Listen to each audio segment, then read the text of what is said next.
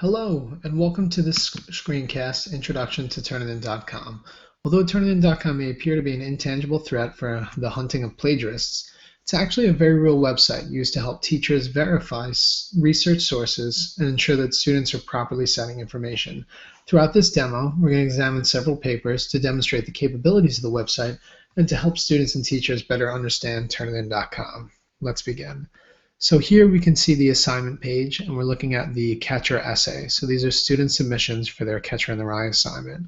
So what we look at is a similarity report. The similarity report, the higher the number, the more likely it was improperly cited or copied off of the internet.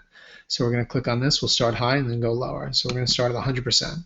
100% is not a good sign for a similarity report. What this means is chances are 100% of the paper has been copied off of the internet or from text that the internet's able to find. So through Turnitin.com, we can see all the highlighted materials. I'm going to zoom in for you so we can get a better look at the essay.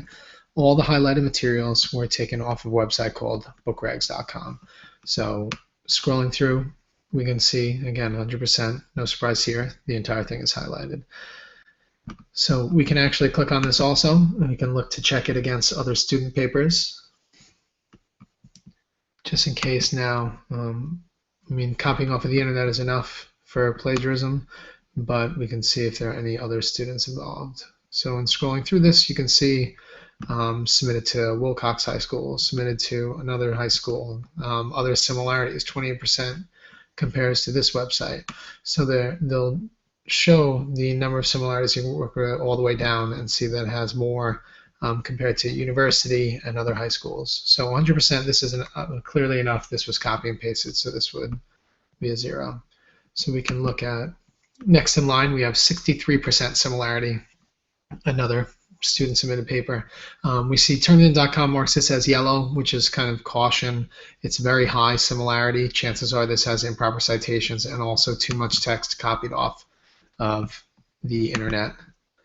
So as we wait for this to load, we can take a look now at this second paper. So zooming in again, we can see that basically the entire introduction was pulled off of 123 Help Me, which sounds like an essay website. And then we can see this student includes a little bit more analysis, but we don't see any quotations, we don't see internal citations, although they seem to go for information analysis.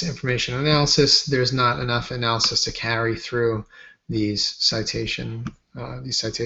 So we can see there are very large chunks that are just copied directly without any quotations, without any internal citation, which is going to be a problem, again, without enough analysis. We can then, as a teacher, go through it again. We see a majority of this compares to cliffnotes.com, which is not one of our research websites, so we know that it was copied off the internet.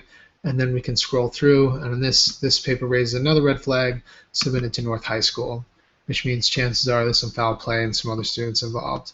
So because submitted papers remain the intellectual property of the authors, if you are not the teacher or the student, then you can just very simply click and then send a request to view the paper. Because student work is submitted to your account, so only you can see their papers. Unless you submit a request, it'll send an email and a message through Turnitin.com where the teacher can then forward the paper so you can compare notes with each other. And then finally, we have 24%. We can see Turnitin.com puts this in the green, which is much better.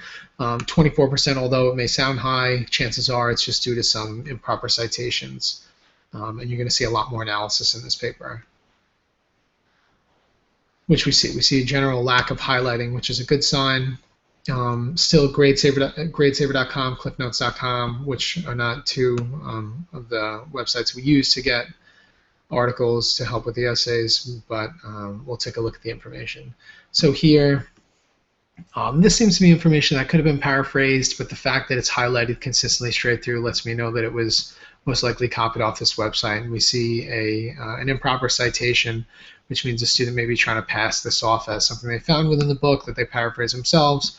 But we can clearly see that this is the 10%. See, the colors match up. This is the 10% that was found off of cliffnotes.com. So that's going to be a problem because that's an incorrect citation.